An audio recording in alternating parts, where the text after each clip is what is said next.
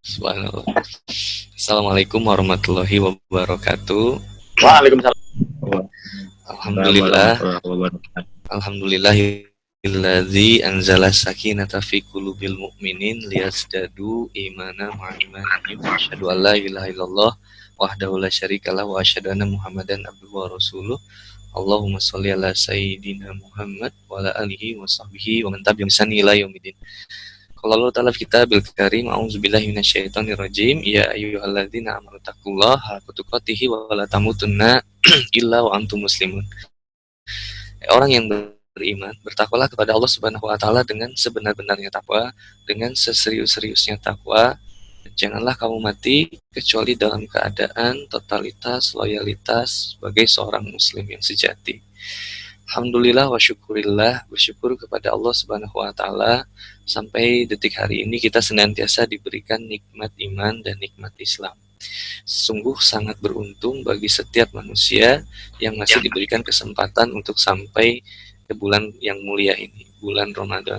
Dan alhamdulillah kita diperkenankan untuk sampai ke 10 hari terakhir di mana lipatan amal soleh yang luar biasa, keberkahan yang luar biasa. Ada manusia yang hidup di bulan Ramadan tapi tidak memanfaatkan keistimewaan bulan Ramadan. Ada manusia yang justru mengharapkan dengan sangat penuh cinta ingin sampai ke bulan Ramadan tapi kemudian ia meninggal sebelum sampai kepada bulan yang mulia. Di antara kondisi-kondisi itu tergantung bagaimana kemudian hati kita dalam mencintai sesuatu. You become what you love. Kamu menjadi seperti apa yang kamu cintai. Kita akan merasa amat sangat rindu dan senantiasa melakukan pengorbanan dan perjuangan yang terbaik di jalan Allah Subhanahu wa taala.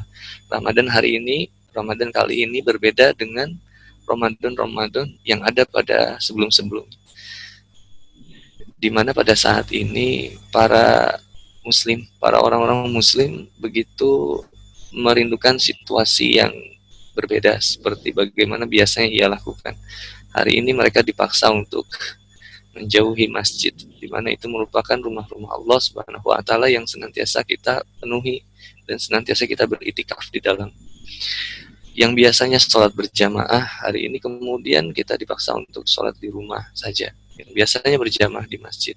Mungkin seandainya boleh bertafakur, mentadaburi ayat Allah, bermuhasabah, bisa saja fisik kita senantiasa berjamaah ketika kita di masjid, tapi nyatanya hati kita berjauhan.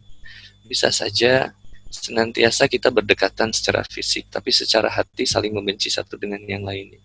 Jika benar mencintai Allah dan Rasul-Nya, kecintaan yang paling terbaik adalah mencintai apa yang Allah cintai dan membenci pun karena Allah Subhanahu wa taala.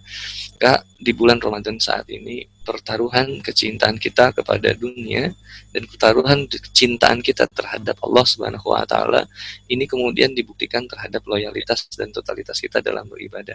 Corona hadir tanpa kemudian kita harus perlu membahas konspirasi di balik di dalamnya.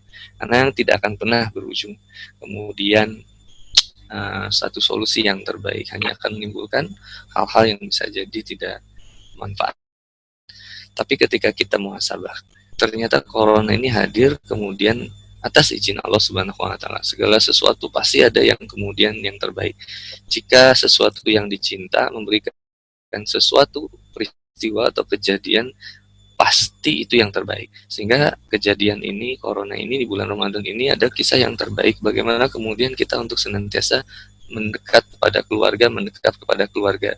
Semua dipaksa untuk di rumah, yang kerja, yang biasa mengurus dunia, yang orientasinya harta, yang orientasinya cuan.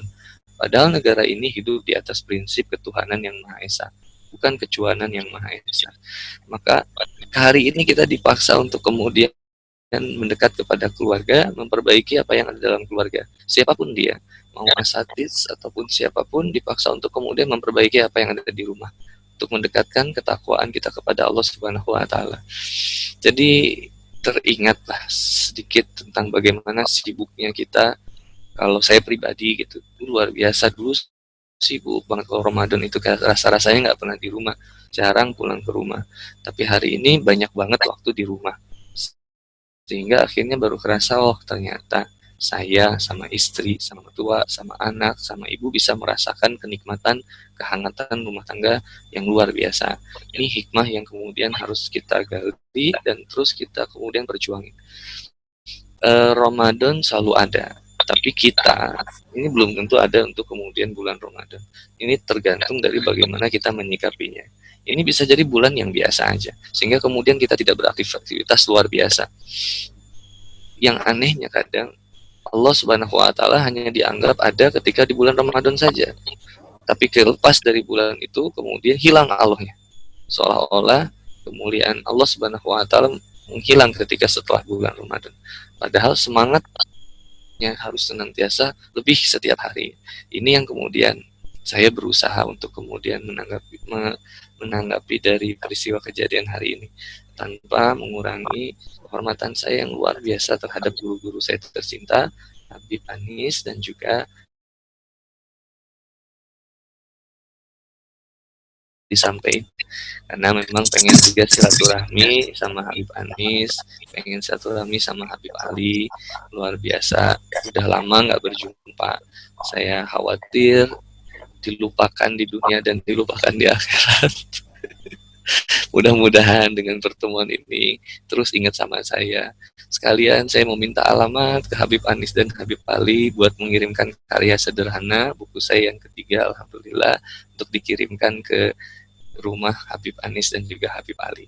Buku Habib Anis yang tentang puasa, alhamdulillah senantiasa mengisi hari-hari awal di bulan Ramadan, sehingga akhirnya bisa disampaikan kembali ke beberapa jamaah juga.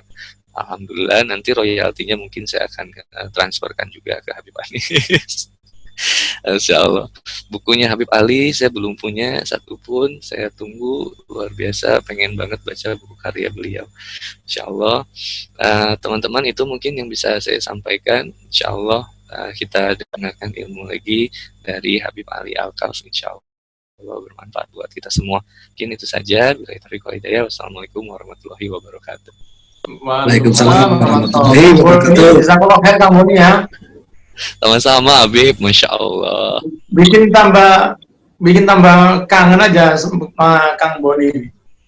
Iya, Masya Allah. Kenapa Habib? Rindu ya, tak berbatas jarak. Kasetnya dadakan. Oh, tahu bulat kali Habib, Masya Allah.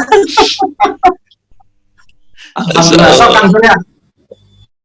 Alhamdulillah, Bapak. Terima kasih untuk pemaparannya. Baik, mungkin selanjutnya karena waktu juga kita lanjut ke Abuya Habib Ali Al-Kaf. Silahkan, waktunya dipersilahkan. Assalamualaikum Abuya. Waalaikumsalam warahmatullahi wabarakatuh. Alhamdulillah, sallallahu wasallam wa baraka ala Rasulillah Muhammad ibn Abdullah wa ala alihi wa sahbihi wa man walah. Alhamdulillah, barusan kita mendengar hal yang banyak, walaupun singkat tapi padat, luar biasa. Kita mendapatkan ilmu semua dari guru mulia kita Al-Habib Muhammad bin Anis bin Syahab dan Ustadz Handi Boni. Kedua-duanya menyampaikan kepada kita akan pentingnya Ramadan, dan kedua-duanya menyampaikan kepada kita satu hal yang saya tangkap, yaitu Allah Subhanahu wa Ta'ala masih memberikan kecintaannya kepada kita, kerinduannya kepada kita, sehingga Allah memberikan kesempatan bagi kita untuk masih bisa beribadah di jalan Allah Subhanahu wa Ta'ala. Ramadan yang fadilahnya begitu besar, sebagaimana yang diuraikan oleh Habibana Muhammad bin Anis tadi, bahwa khususnya malam 10 terakhir ini, dan sekarang dimulai dari malam 21, malam yang mulia, kata Allah Subhanahu wa Ta'ala dalam Al-Quran, khairun min alfi syahr, lebih baik dari 1000 bulan. Artinya ada kemungkinan 2000, 3000, 10.000, 100.000, bahkan jutaan bulan. Artinya kalau sebagian orang mengatakan ini malam 1000 bulan, salah, karena Allah mengatakan khairun artinya lebih baik dan tidak ada batasnya. Lebih baiknya itu bisa jutaan bulan. Jadi malam ini adalah malam yang mulia, dan Rasulullah SAW seperti yang disampaikan oleh Habib Muhammad bin Anis tadi, riwayat Imam Al-Bukhari, Rasulullah kalau datang 10 malam terakhir, syadda mi'zarahu wa ayqadha ahlahu wa ahya laylahu wa ayqadha ahlahu. 3 hal yang dilakukan oleh Nabi Muhammad SAW. Yang pertama, Rasulullah SAW mengikat kainnya. Artinya apa? Sebagian ulama mengatakan Rasulullah lebih semangat lagi dalam beribadah. Sebagian lagi mengatakan bahwa Rasulullah meninggalkan istri-istrinya. Artinya apa? Sudah nggak ngurusin istrinya lagi. Tapi sebagian lagi menolak karena Rasulullah di situ juga dikatakan, riwayat Siti Aisyah mengatakan aiqadha ahlahu, membangunkan keluarganya, artinya bersama keluarganya. Ahya lailahu,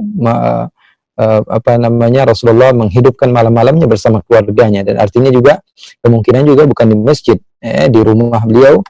Selain beliau i'tikaf di masjid, Rasulullah SAW menghabiskan waktunya juga untuk beribadah bersama keluarganya di rumah beliau. Rasulullah SAW ahya lailahu, lafadznya Sayyidatuna Aisyah bukan shalla lailahu, bukan salat saja, akan tapi ahya, artinya apa? Menghidupkan malam-malamnya dengan beribadah, dengan salat, dengan dengan salat, dengan melakukan kebaikan-kebaikan seperti bersedekah bisa di malam hari, artinya sedekah yang tidak diketahui oleh orang, sedekah di saat semua orang tertidur, sedekah di saat semua manusia tidak tahu. Makanya Allah Subhanahu wa taala paling senang, kata Rasulullah SAW, sadaqatus sirri tudfi'u ghadabar Rabb. Sesungguhnya sedekah yang diam-diam itu bisa murkanya Allah Subhanahu wa taala. Jadi kalau kita takut kepada murkanya Allah Subhanahu wa taala, kita harus memperbanyak